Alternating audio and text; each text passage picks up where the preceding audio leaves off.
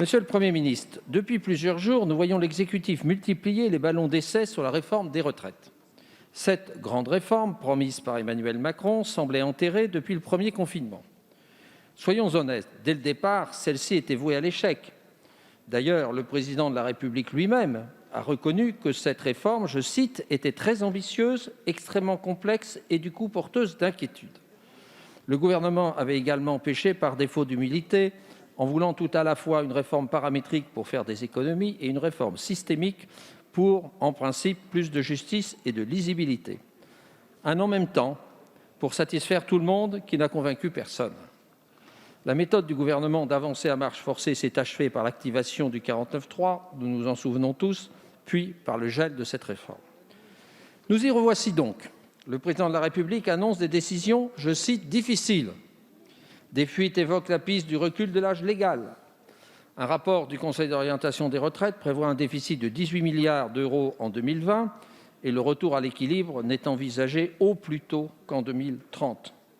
Face à cette situation, les messages sont contradictoires. Les intentions ne sont pas claires. La majorité et le gouvernement semblent bien divisés sur l'opportunité de mener à bien cette réforme, sur son calendrier, sur l'opportunité de l'allier à la réforme de la dépendance, tant de fois reportée. Ma question, monsieur le Premier ministre, est donc toute simple. Allez-vous réformer jusqu'au dernier quart d'heure ?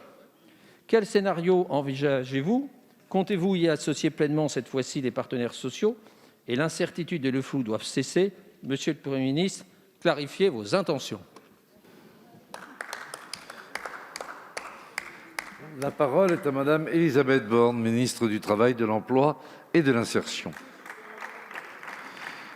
Merci, Monsieur le Président, Mesdames et Messieurs les députés. Monsieur le député Charles de Courson, alors comme vous l'avez rappelé, le Conseil d'orientation des retraites est en train de remettre son rapport, comme il le fait chaque année, pour présenter la situation de notre système de retraite. Et il était particulièrement important d'avoir ces analyses dans le contexte inédit créé par la crise sanitaire. Ce diagnostic est du reste partagé au sein du corps avec l'ensemble des parties prenantes, notamment les partenaires sociaux. Sans surprise, la crise a eu un fort impact sur le système des retraites, avec un déficit estimé à 18 milliards d'euros en 2020.